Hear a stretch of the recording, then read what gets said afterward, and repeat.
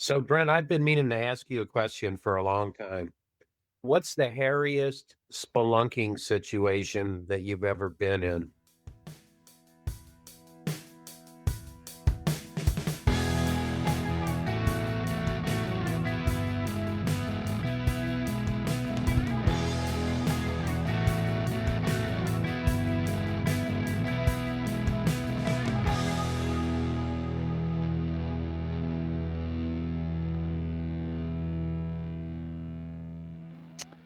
All right, probably about 1997.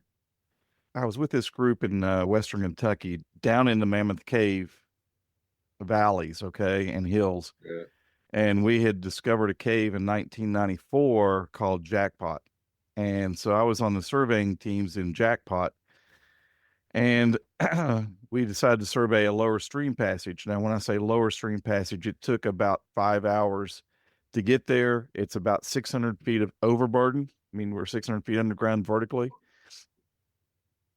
and we're in a stream. Now, the stream is fairly wide. I mean, it's probably 10, 12 feet wide, maybe 10-foot ceilings, stream on one side. And when you crawl out of the stream to start going back out of the cave, you get into a passage that is probably about 15 to 18 feet wide. It's shaped like an oval. It's about 7 feet tall, but it drops down on one side with a slot where the stream has decided to flow. It's about 2 to 3 feet wide and maybe 3 feet deep. So just imagine that kind of profile, and you come upon a pile of rocks. And what it amounts to is the ceiling had collapsed, and there's a pile of rocks. We call it a scree slope or a breakdown slope. And to get through it, we had basically mined our way through about 10 feet of it. And as we were pulling rocks out, we're shoring things up with rebar. So it holds everything in place. And so you have a body sized passage, maybe 18 inches in diameter for about 8 to 10 feet. Crawling through that on the way out of the cave, I was the second person through of a group of four, and the rock pile collapsed on my legs. So, yeah, you're sitting there thinking, yeah, I'm trapped. I'm good because I got friends, but you only have one friend that can get out and two on the other side. And so you're sitting there thinking about all that. And it took us about half an hour to dig me out and to shore up the rock pile again so all of us could get out safely.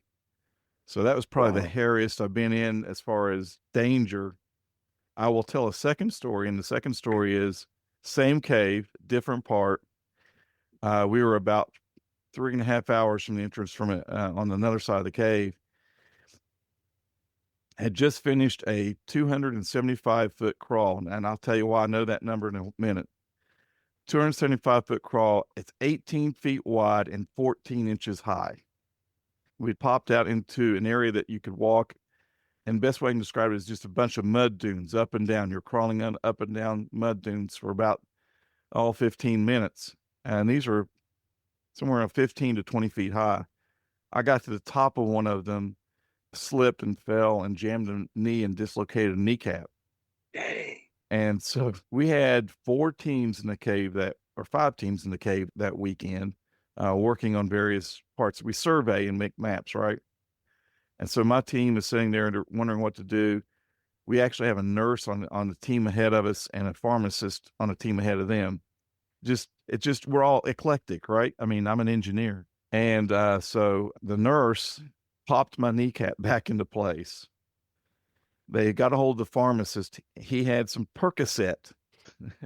So he gave me a pill and a half and said, okay, on your way out, take the half pill. When you get out of the cave, take the other pill. Okay. And they asked him how I'm feeling. Okay, I'm feeling good. But let's finish surveying. So that's how I know it's 275 foot, 14 inches high, 18 feet wide. I surveyed out on a knee that had just been dislocated, mainly laying down, so no strain on it. Got to the end. At that point, it's 3 hours to get out normally, and we're talking about climbing, squeezing, and a bunch of other stuff. So a friend of mine took my pack, which is about a 20-pound pack because we have climbing gear in our packs, as well as food and water. and it took 5 hours on half a Percocet to get out.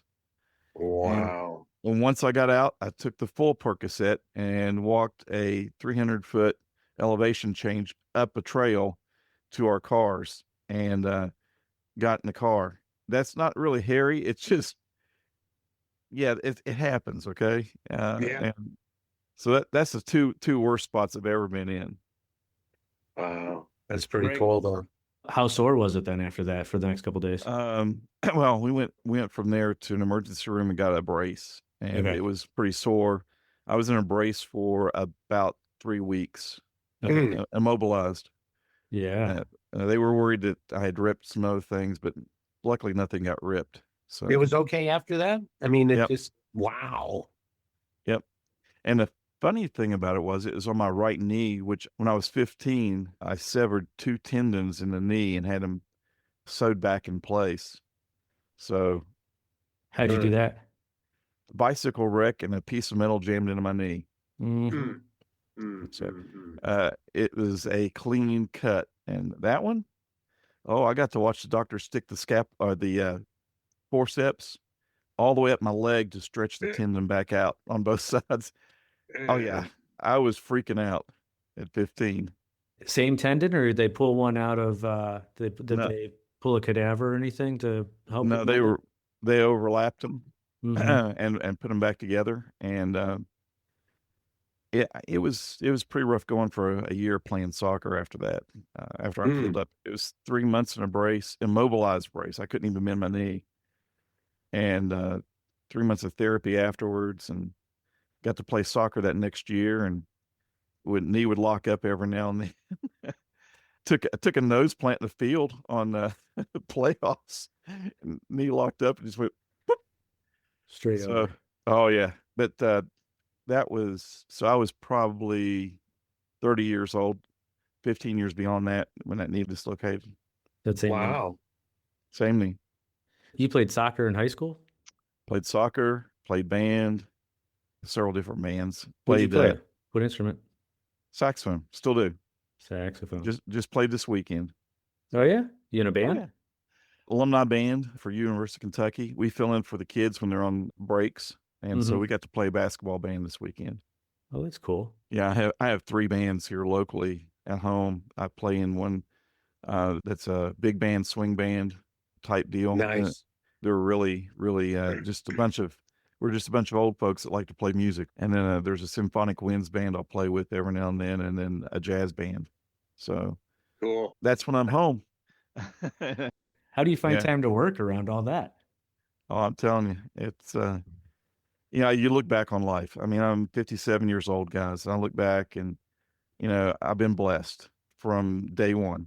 An adopted kid that found a family that brought him up the way they did in a Christian home and in an educated home. Both my parents were master's degrees educators and English teachers. So, there's a little bit of English there that I could not use growing up in West Virginia. You can't do the ain'ts and the furs and the sures. You've got to talk normally. But then, you grow up and you have the abundance of opportunities that I had in high school, leading my school for 4 years in academics and playing in the band and leading them in music and playing soccer was just a forethought. It was just something to do, right?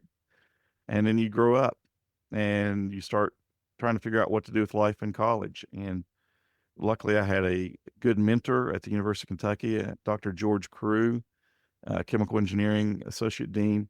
Bless his heart and soul. He's gone now. But in 1985, meeting him, and he's one of the old timers wearing a 3-piece tweed suit in the middle of July, smoking a pipe, right? And he looked at me and said, "Son," he says, "what are you coming from University of Kentucky for?" And I said, "I'm here to study and get my engineering degrees." I've had the blinders on. He looked at me and he's looking over my curriculum and everything else. And he said, "Son, you're going to go crazy if you stay in engineering for 4 years and not do anything else." He said, "You got to do something." And so he looked, he said, "You like music?" I said, "Sure." And he sent me to Dr. Harry Clark on the spur of the moment, director of bands. And here I am without my saxophone, without any preparation. And for an hour and a half, Harry digs out an old saxophone, crappy reeds, and says, "Let's play." And we did. And an hour and a half later, he looks at me and says, "See you in August. You're in the band." So, so I got to be in the band for 5 seasons. I was at UK for 4.5 years, and for 5 seasons, and marched with them at many SEC schools, and traveled with them. Met a lot of good friends. In fact, met a lot of my good friends this past weekend in a reunion, and it's this past fall also. And then I met my wife, to be. And like I said, opportunities abound. I mean, the first job I had was Corps of Engineers, working a major project with a bunch of fine engineers. Second group was Ashland Petroleum, working as a control systems engineer, as a chemical engineer. Bechtel for a year, came out of school, worked for a steel mill, then worked for Inco Alloys. Hopefully everybody remembers Inco Alloys. Oh, yeah. They're now Special Metals. I was supervising engineer for 6 years in melting and casting of nickel alloys. Was that in Ohio or Indiana, or where was it? No, main headquarters is in Huntington, West Virginia. Yeah. And my office was also Bernal, Kentucky, which is about 30 miles away. And so I had 2 offices and 2 melt shops, actually 3 melt shops. Enjoyed making those metals and helping develop new ones. And then Marathon came calling. And 22 years later, well, actually, I guess, holy cow, this is starting year 24. 24 years later, I'm still with Marathon, with the world of opportunity they have provided for 24 Was it years. Marathon or Ashland at the time? It was Marathon Ashland. It was the Okay. merger. That occurred in 1998. I came along in 2002. Okay. Yeah, about 2005, 2006, Marathon bought Ashland out, and we became Marathon, if I remember the dates correctly. So That's not too far off from when BP and Amoco merged either. That was, I think, 99. There was some, what's the word I'm looking for? Consolidation going on in the oil industry at the time. we had ExxonMobil, Texaco, and BP, Amoco, Marathon, and Ashland. Yeah, Texaco and Motivo, right? Anyway, interesting time, and you came out of to that time when we were transitioning. As the last 20 years in our industry have been pretty pivotal. Yes, they have. Look at all the RPs and the codes and things that have happened in the mechanical integrity and reliability world. It's been transformative the last 20 years or so.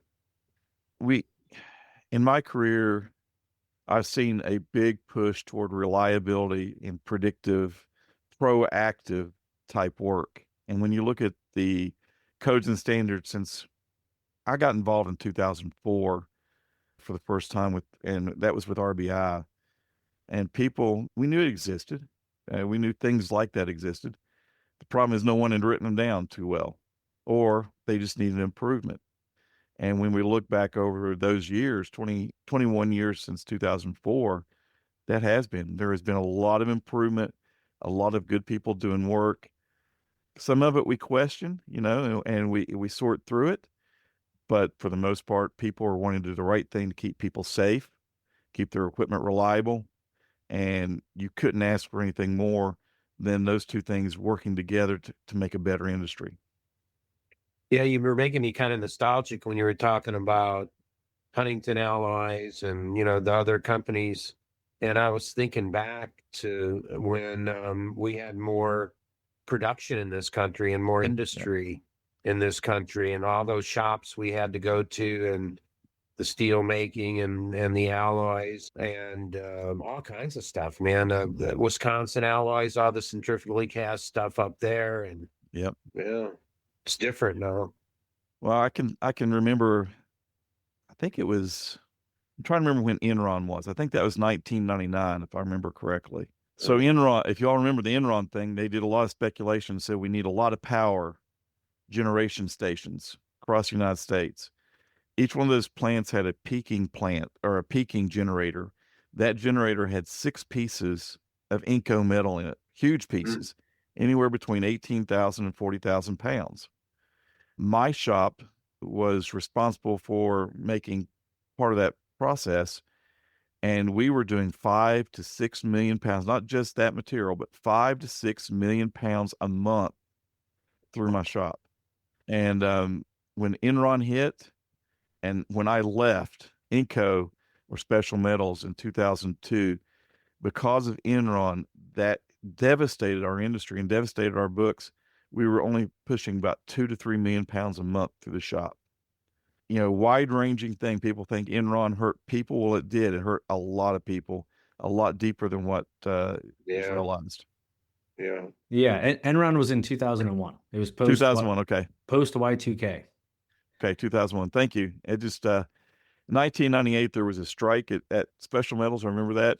Or at Inco Alloys. Inco Alloys during the strike merged with Special Metals. And then, then Enron hit. So it was a perfect storm for them. That's a wild few years. Yeah. And it was a nasty strike, nasty recovery, new company trying to figure out how to make metal. Just real quick, I mean, this is a philosophy thing. Special Metals was a small company, $250 million a year in sales. Inco Alloys, Mother Inco out of Canada, had bought a mine for $4 billion and was sinking money. I mean, it was a sinking ship. They wanted to get rid of Inco Alloys to get some money. So they sold Inco Alloys, a $1 billion company worldwide that had developed all these alloys for 75 years to Special Metals. So it was the big dog being swallowed by the little dog. Wow. Okay. And the little dog had no clue. They tried to tell the Huntington, West Virginia boys, you have no idea how to run a company. And so that was in 1998. When I left in 2002, soon thereafter, they were going bankrupt because the little guy did not know how to run the big guy. And not only that, Enron hurt us. And I mean, there's a bunch of stuff. Like I said, it's a perfect storm. And luckily, they're still around. They're just, like you said, Greg, they are not producing like they used to. Yeah, the plant where I worked at a lot in St. Louis, we were just a block away from Neuter Boilermaker. And I used to run over to Neuter all the time and take a look at zirconium stuff they were building and other stuff. And man, those were the days. Go over to Missouri Boiler, some of the other shops. And then we just gradually saw that stuff going overseas. And that's one thing that's hurting, if you ask me, hurting American industry like us these days is we have to go overseas to get all of our equipment. We have nothing here at home. Well, I say nothing. We have very little to pick from at home that can help us out and here, not just in our refineries to make sure we get good equipment, but to help other people livelihoods within the country, good livelihoods. So let's just run this back a little bit. So yeah. So you grew up in Kentucky. Grew up in West Virginia. West Virginia, I'm sorry. Yes. But how did you end up at UK then? Because I was too young to go to college, according to my mom. I graduated at 17. And when I say I graduated at 17, I was 1 month into being 17 when I graduated. So she had me go to Marshall University, which is in Huntington, West Virginia, for a year to grow up. And in that year, we looked at universities across Virginia, Indiana, Kentucky, Ohio, a few other places. And when I walked onto campus at UK, I felt at home. And I liked the campus. I'd just gotten off campus at Purdue with an offer. Purdue, to me, was a concrete jungle. And so when I got to UK, there was a lot of green. It was 2.5 hours from home. I just fell in love with the campus. Then, of course, the band director said, "You're going to be here in August." So, and so you went in for. You mentioned that your mentor was a chemical engineer. Did you go in for chemical engineering? Yeah. So I have a chemical engineering minor. I have a material science engineering major. I have a chemistry minor, and it's all Dr. Crew. Kept me busy. After 3 years of chemical engineering, he looked at me and I'd been taking some materials classes. He said, you tend to like this a lot better. and a fellow guy by the name of Dr. Robert DeAngelis and Dr. Peter Gillis. They were the materials guys, and they kept me on track and kept me with a bunch of good stuff. Learned about bullets and trajectory and materials for bullets from Dr. Gillis, and learned how to hate steel mills from Dr. Robert DeAngelis. But guess where I went to work? You know, it was, Tell us about that. Yeah. Yeah. Why did he dislike steel mills? he had spent many years, and I don't know how many, 10 or 12, 15, whatever it was, in steel mills. I just think he had a bad taste from the management and from his experiences there. I can tell you mine was totally opposite. I had a boss, his name was Jerry Ross, going into a place called Kentucky Electric Steel. And he said, "This is your office," and gave me this little 8 by 10 room and had a desk in it, a chair. That was it. And he said, "You have 6 months. I don't want to see you in the office other than to change clothes." And I had no responsibilities for 6 months other than to start at the beginning of the process where we got the scrap metal and learn the business all the way from scrap to melting to casting to reheating to rolling to packaging to shipping and sales. And then I had to learn it all in 6 months. Where else, this day and age, who else gets that kind of opportunity? Yeah. Was this Something a like was that. this a secondary smelter, or was it an ore smelter? It was a scrap. It was Yeah, scrap. yeah, Okay. scrap metal. I can't remember where they got all their scrap from, but I mean, yeah, you had prime 1, prime 2, prime 3 It was scrap, and reclaimed scrap. Yeah. yeah, appliances. Cool story. I get a call in the middle of the night. This is halfway through my career there, and guy goes, "Man, the copper is," and we make mainly carbon steels. Okay, the copper is terrible. 0.25 weight percentage, your usual limit, Yeah. 0.20. He says it's something around 1%. I'm going, okay, that's not right. Rerun the test. It's like 2 a.m. in the morning. I'll be there. And so I drove the 30 minutes to get to work and got there. And he says, "Hey, we ran it. We got more samples." It's way up there. Okay, so we had to cast the metal. We had to set it aside. We had to cast another heat of raw steel without any, additions. You're just trying to clean up the furnace at this point. Yeah. So we sat through that. It came out pretty good. And then now it's daylight by this point, and you're sitting there going, okay, why did this happen? And you start looking, and we start going out. And this is when PMI machines, you all, were like these huge freaking things you had to drag behind you. They weren't the little handhelds we have today, Right. right? Right. And we're checking samples, and they're looking good and everything else. And finally, the crane operator says, "I think I found the problem." And he found a bunch of boxes of Levi buttons from jeans. Yeah. They're brass, right? Those rivets. Somebody had hid those within a scrap load that got dumped, and we had picked them up and put them in the heat. Amazing. And so, Levi's, you owe me. So what does that do when you put all that in with the carbon steel that you're trying to make? It's just too high of a copper content. The copper is detrimental to some of the physical properties of the steel, and you don't want it. If you look at a graph, when I left there was a graph that we had that showed the copper content because of recycling scrap steel from the 70s till this is 1995 when I left or so. That 25-year period, the amount of copper and the residual copper in the steels has gone up completely, like threefold, and that was because of the recycling. Well, you can't have that much copper. Again, it's a detrimental effect to the steel. That's why since mid 1990s, people have been developing DRI, direct reduced iron, and iron additives back into steel to keep the copper low. So it's it's a hazard of the process. It's funny you mentioned that, Brent. I remember when working in the plant before PMI machines, and we used to have these things that were test kits that had all these different solutions in there, along with a 9-volt battery and with a little electrode on there. And Brandon, for your edification, you probably don't realize this, but The main difference between a 304 and a 316 stainless is molybdenum. They're both 18.8 chrome nickel stainlesses, but the 316 has moly in it. Back in the 70s, when they started reclaiming austenitic stainless, they'd throw the 316 in with the 304. And so when you're out there testing in the field and you want to tell the difference between 316 and 304, you're basically looking for moly. But Yep. now the problem is everything's got moly in it, and you're starting to get that pink moly color on your test thing, but it's just because the molybdenum's getting diluted into the 304 stainless, and nobody's going to complain about Yep. a little more pitting resistance, you know. So anyway, stuff happens.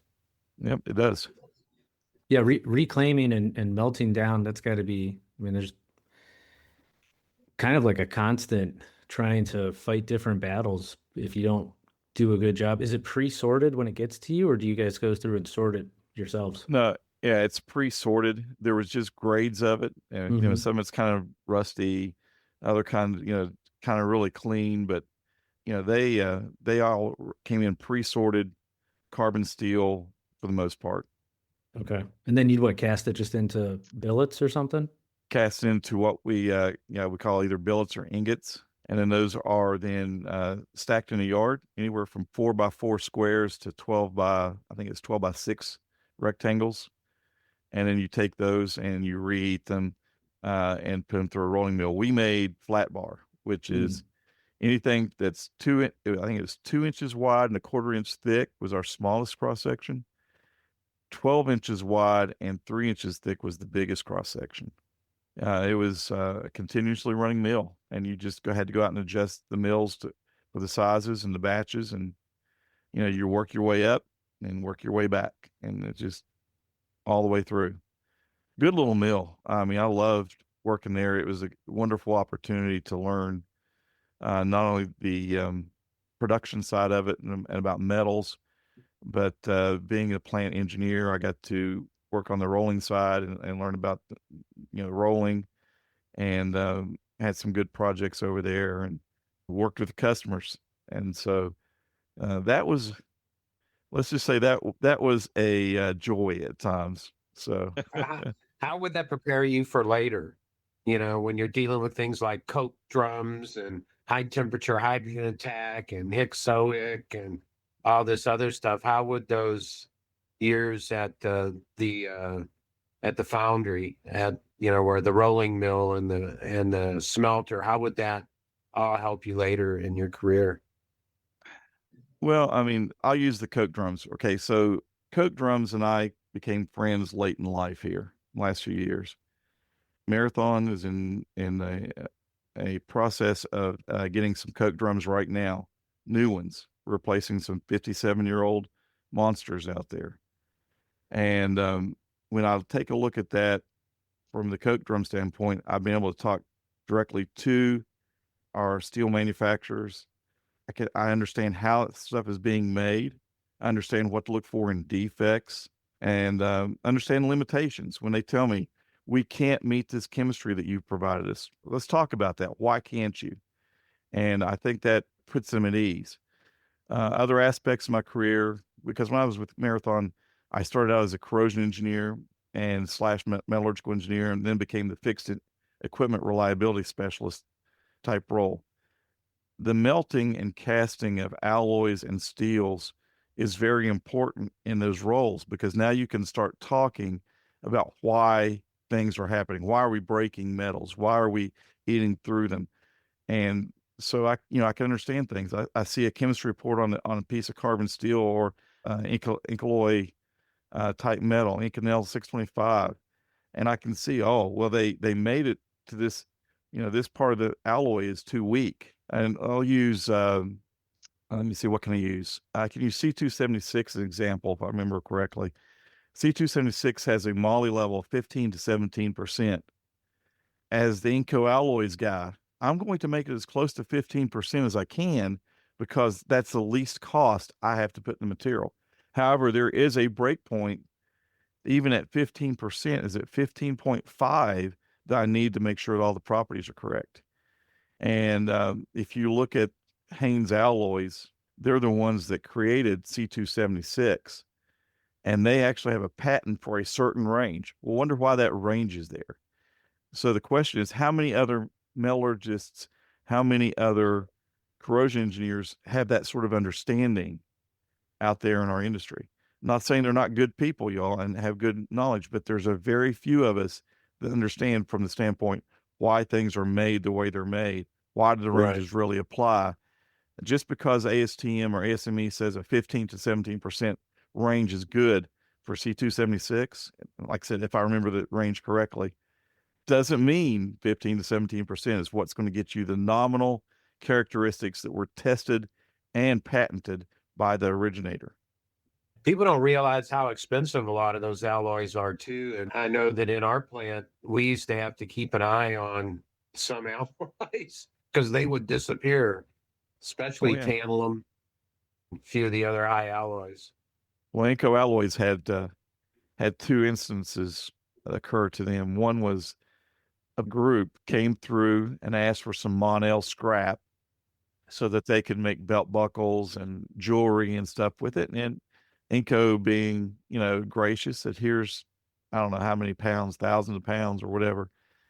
And a few hours later, they got a call from a scrap yard that said, hey, do you know this, that people are trying to sell this? And it turns out it was that group was trying to sell it now. Oh my goodness. And that happened before I was there. And then when I was there, my melt shop was under investigation because we were getting inventory losses. And so we started putting cameras up without anybody knowing and started investigating. And we tracked 3 individuals when we would get a new tractor trailer in. That's where our scrap, not metal, that's where the trash and stuff, it was basically a trash bin, was supposed to go. And we'd clean up for a month or maybe 2 months, and then we'd haul it out. They would go into the new empty trailer and layer it down with metals in the bottom half, and then it's covered up with trash. And when they hauled it out, they would make sure it's been weighed properly so that you didn't see that kind of difference. And then they would take it out. It would go to a scrapyard that was in collusion, and they would get the metal out of it and give the boys the money for the metal. And we're talking raw nickel, raw copper. Wow. And lots of stuff like that. Expensive stuff, brother. Very expensive. Yeah, and that was back before now, where nickel, cobalt, all that stuff's going in batteries, and it's even more so. Oh yeah. So So somebody got curious why somebody was all interested in doing. I'll do trash duty. I'll take the trash out. that's right. I'll give you that job. But yeah, they were doing it and getting away with. I don't know how much money they got away with before we finally caught them. But it's theft can be rampant with alloys. Yeah. So how did you make it from the steel mill to the refinery? Well, in I knew the guys back in the 1990s, right? I knew people at Ashland Petroleum, and I always had a little bit of a connection. And in 2001, I think, late 2001, there was an ad in the local paper needing a metallurgist at Ashland Petroleum. And so I was at Inco Alloys and had this little melt shop group. I was the elder statesman with 6 years experience. Woo! So here I was, and we were in our group, and my boss comes in, and he's a younger engineer like me, and Ron is a good guy, and he comes in and goes, I guess you all saw the ad in the paper this weekend. And if I mention this, youngsters that are 20, yes, we had ads and papers for jobs. Okay. I was just thinking that exact thing. I was just thinking that exact same thing. I was like, oh man, okay. These paper ads, great. Yeah. So he announced it and said, I guess you guys are going to apply, because we knew we were going through a bad stroke. 2001, Enron and all that. Yeah. And he looked at me and goes, I guess Brent's got the inside story because he worked for him. And I looked at him and said, yeah, I've talked to him before this. I said, but if you look, they're wanting a corrosion engineer and they're wanting all this experience. That's not the melting guys. They want the guys over in a corrosion lab. and, deflected it pretty good. But I'd already been talking to him.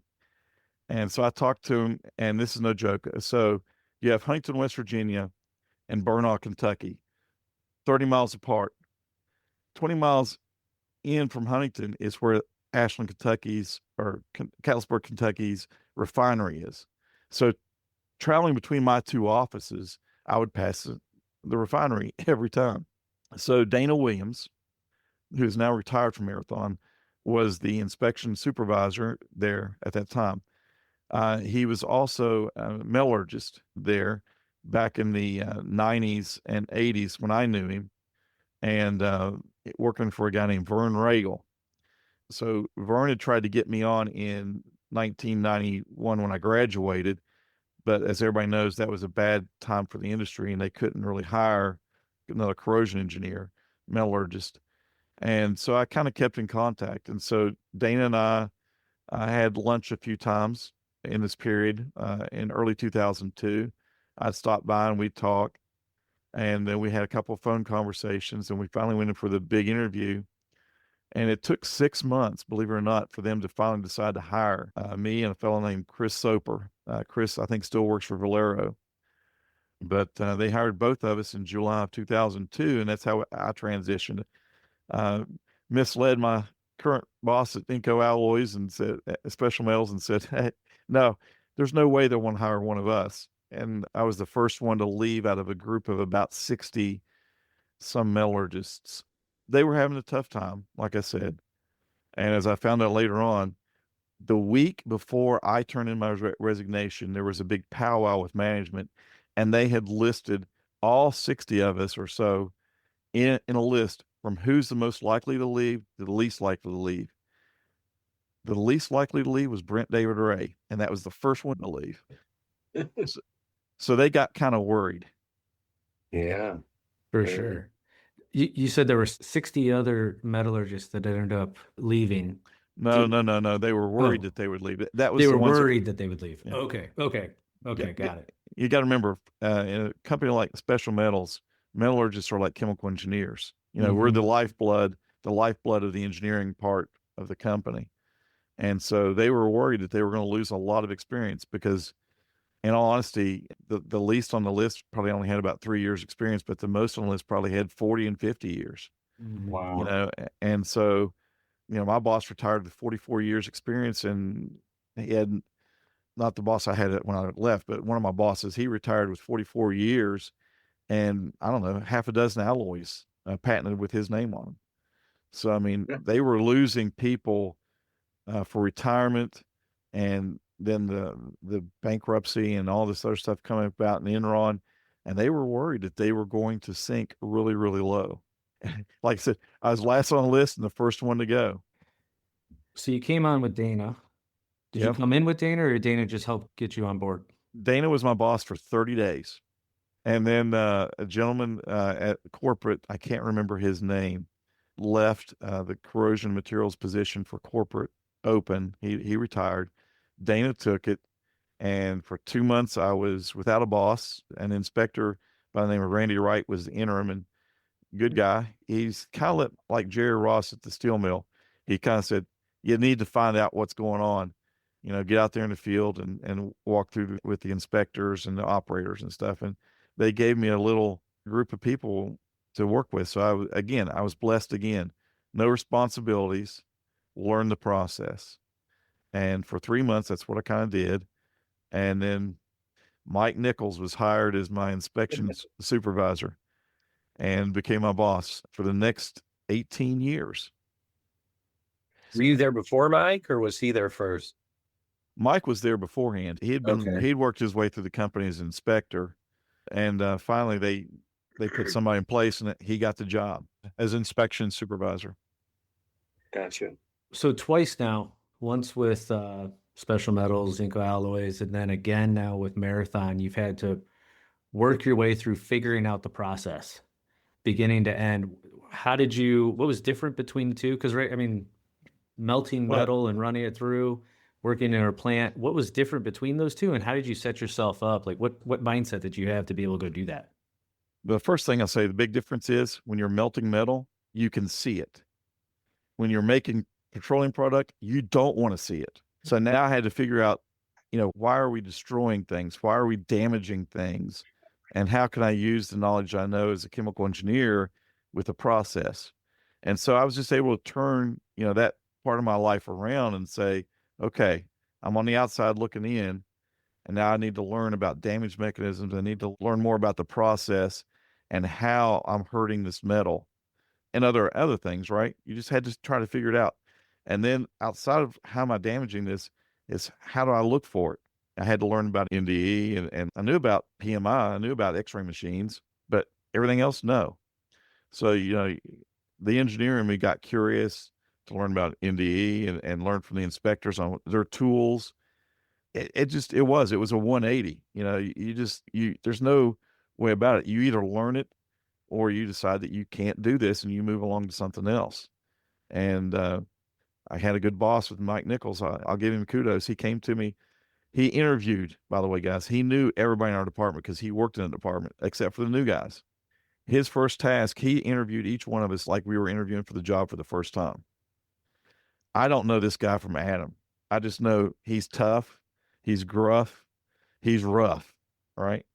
Yeah. Walked into his office, sat down, he closed the door, introduced himself, told me a little bit about his history with Ashland and Marathon, and just looked at me. He's looking at my resume, and he said, "So you're a metallurgical engineer, chemical engineer, chemist, all this stuff." He said, "What do you need to do here?" I said, "I'm here to be your plant corrosion engineer." I said, "I'm still learning, but I'm going to be your corrosion engineer." And he kind of looked at me, just looks at me point blank, says, "I don't need another damn engineer."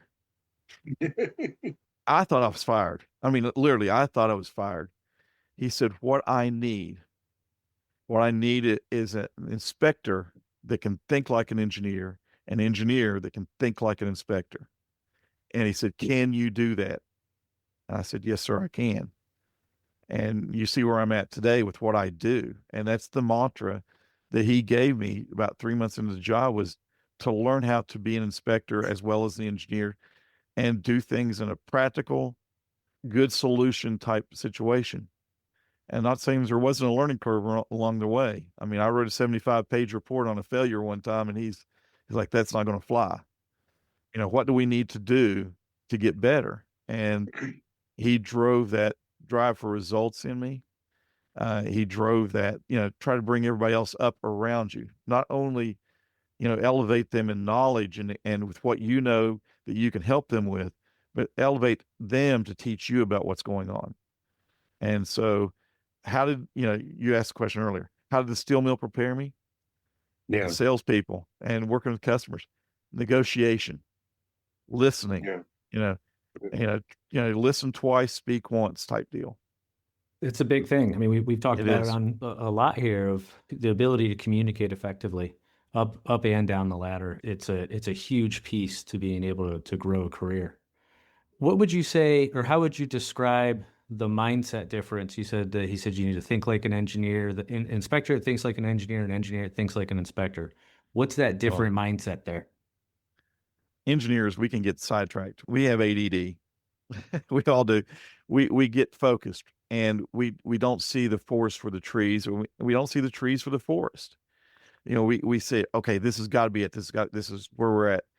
Inspector kind of looks at a more holistic picture, and yes, they are focused, but at the same time, there are so many variables that we're trying to look at and look forward to. And with an inspector, what he was trying to tell me is there's more than one solution. We can inspect things. Can we use RT? Can we use MT? Can we use PT?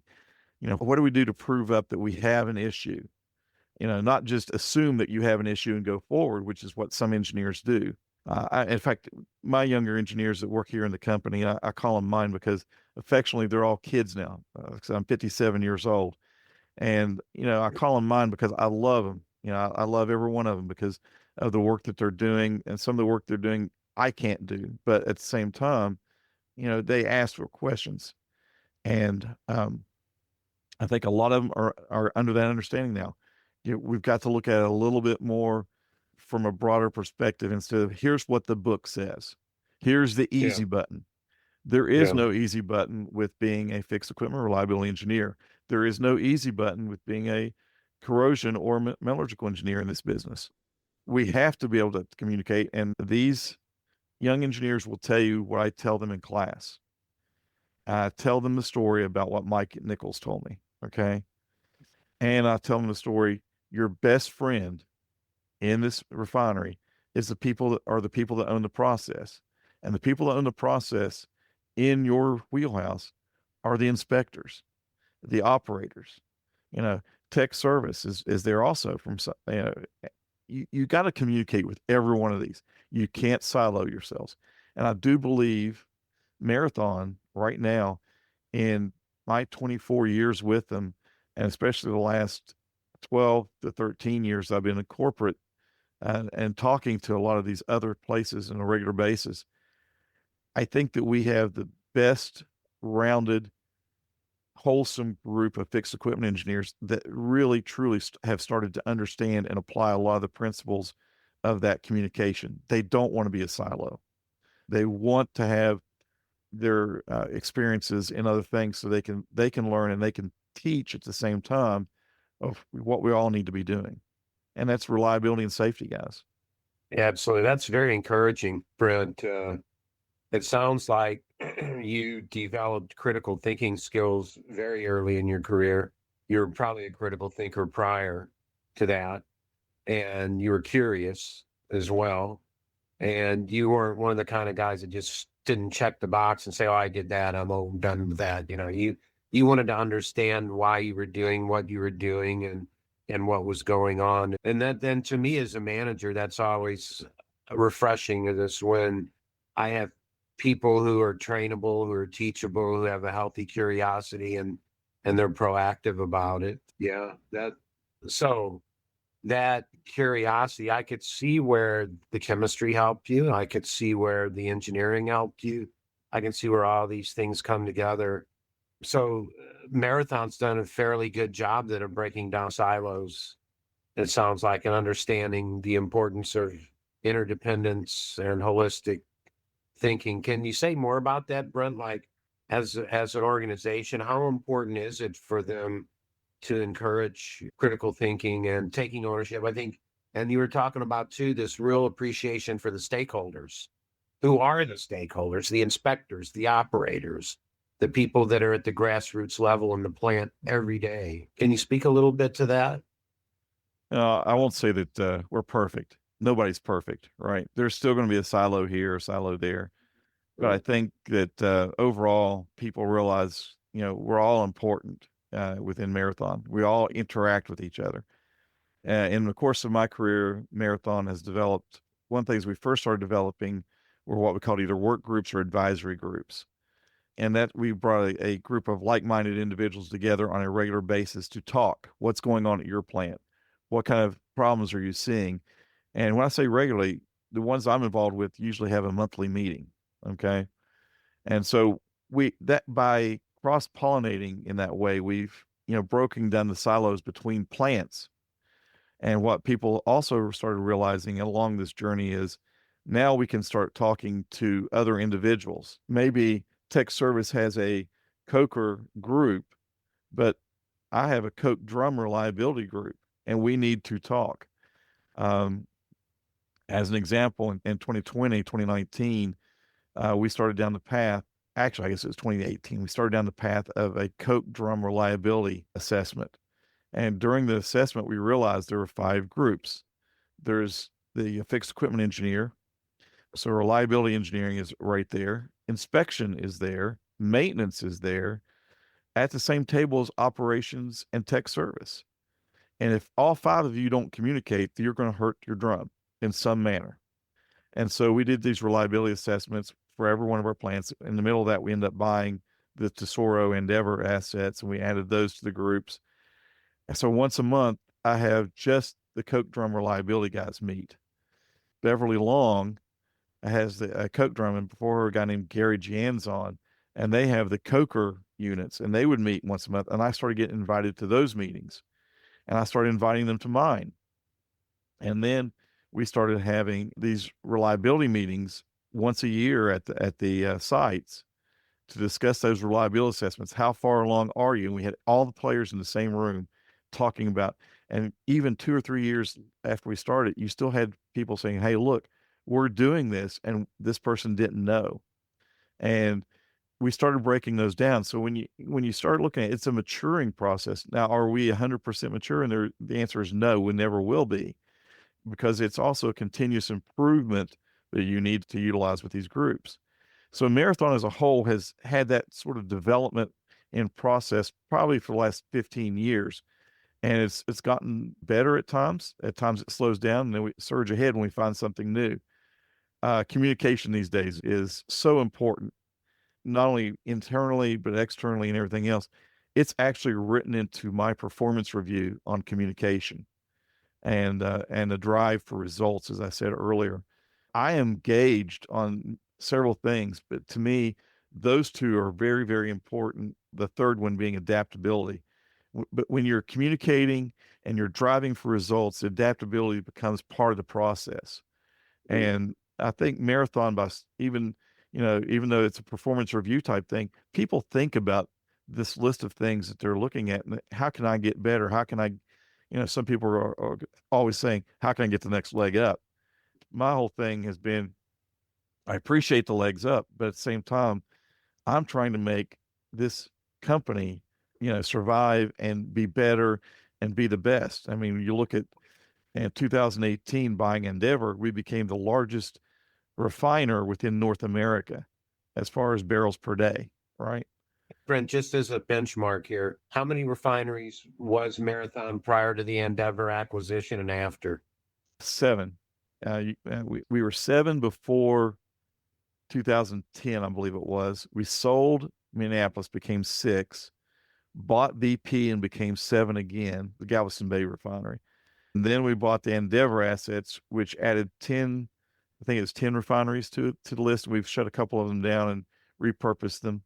But right now we're at 13 refineries and 2 biofuels or renewables. It's a lot of assets. It's fun, let me tell you. When you were originally speaking earlier about people having a shift in their mindset, I was going to ask you if you thought it was recruiting or what it might have been that started to drive that. But now hearing that you have communication and adaptability as part of your review, it sounds like it's actually more of a full-on cultural shift. It is cultural. Where's that being driven from? Is that bottom up? Is that something that has come in from somewhere else? Where do you think or how is that getting put in? We've all had performance reviews, all of us here, sitting here. It's driven from the top down, okay? And we've always had some sort of skill or skill set that we always get evaluated against within Marathon and even Marathon Ashland. I just think the emphasis these days, people see it more. You have communications more. You have little learnings online, computer-aided experiences or education, whatever you want to call it. And people see things. People want to do what's right. Unfortunately, some of the younger engineers want the easy button. So we have to train them away from the easy button and, away from this, well, I'm waiting on an email or I'm waiting on a phone call or I'm waiting on somebody to contact me. You need to drive those people to go communicate and talk to the people that are really in charge, the ones that are owners of the process. So one of the things I did, I'll tell this story real quick. One of the things I did at Catlettsburg was I managed the co-op system for the inspection group. And we would get mechanical engineers, materials engineers through that group and every time. We got a young man in one time that I was transitioning to the corporate level at the time, and I gave him the list of things that they do. And I always had a schedule for everybody. And the first part of your schedule is you go out with each individual inspector and each individual engineer for a day, and you learn what they're doing. You learn their name, you learn how they work and that sort of thing. And that was supposed to be the first week and a half worth of work, maybe 2 weeks. I came back after 2 weeks and he had been out twice. And it's like, okay, what's going on? And he explained to me, I said, okay, now get your gear on. Your gear goes on every morning at 7 a.m. It doesn't come off till you leave for the evening. And he kind of gave me that dirty look, and you're going out with I can't remember, Joe Smith. And so he kind of gave me this dirty look every time he'd pass my office. And so we had to have a small attitude adjustment discussion, again, negotiation, communication, listening. And it wasn't what he was expecting. He was expecting a sit down job behind a desk, people to give him stuff to do. So no, that's not how this is. It's how this works, and explained to him again. Thought he got it. I said, okay, now got to get you projects for your time here. And there's a list of projects to pick from, but here's what I had: A, B, C, and D levels. No one had more than an A level. That was the most important. Depending on your experience and everything else, you may get 1 or 2 Bs. You can pick from the C's and D's if you can get some things done, if you understand the process. So we went through all that. I came back, had some business out of town, came back a couple weeks later. The engineers and the inspector tell me, hey, look, he's just not, he's not moving. And he's one of these engineers that told me, I'm waiting. So young man does not work for Marathon. He was fired as a co-op because of his inability to get past the fact you got to communicate with people. You've got to either initiate it or listen. It's a mixture of both. You can't wait. And I think there's a lot of us in Marathon that have had that kind of opportunity to push that. And we see growth within this company as far as communication and trying to break down silos. Not going to say they don't still exist. Okay. Different ones go up at different times, but we're more, we feel more that this is a true family in this company, and we need to communicate. It's good. Hopefully that wasn't too long. No, I like that. No, I mean, it's good. the concept of family, I mean, right? That's why you take care of each other, and that's important, right? I mean, you guys are all sitting in the plant, all taking on that same risk of being around this type of equipment and these types of processes. So it totally makes sense. You have to think that way. And it's not just in the plant. All of our sites have outdoor, I say outdoor, out of the office activities that they bring families together. I participated in a Christmas parade, I don't know, with a couple of hundred people from Catlettsburg Refinery, where we walked the 3-mile parade together, handing out candy to children and adults for the community. And we went down through there with our lights flashing on our fire engines, and some of the kids got to ride on the fire engines, and it was a sense of not only family but community. And Marathon drives that at all of our sites. We want to be a part of the community. We want us all to feel like we're part of a family, and I truly feel that within this company. My wife, I'll give this little story. So first career was with Ashland Petroleum, and it lasted 4 years as an intern co-op type job. Second career was in the steel mill, lasted 5 years. Third job was at Special Metals and lasted 6 years. Here we are in year 24, and my wife still asks me at times, are you ready to leave yet? But how can you leave family? I mean, I'm having fun. Marathon's provided so many opportunities, but at the same time, I have so many friends within the company and outside the company that I've developed, such as you, Greg, and you, Brandon. There is a bigger picture to this, to me, than just wanting to jump through hoops and make the next buck. Yeah. It's a sense of family. It's a sense of wanting to belong. It's a sense of accomplishment. It's there's just so much. Thank you for listening to Upon Further Inspection, a mechanical integrity podcast. This episode was co-created by Inspectioneering and Core Solutions. Our producers are Nick Schmoyer, Jocelyn Christie, and Jeremiah Wooten. This podcast is for informational purposes only and does not constitute legal or professional advice. The opinions shared by our guests represent their own views, positions, and policies and do not necessarily reflect those of their respective employers. Listeners should seek their own qualified advisors for guidance. If you enjoyed this episode, please join us next time wherever you listen to your podcasts. Until then, stay safe and stay informed.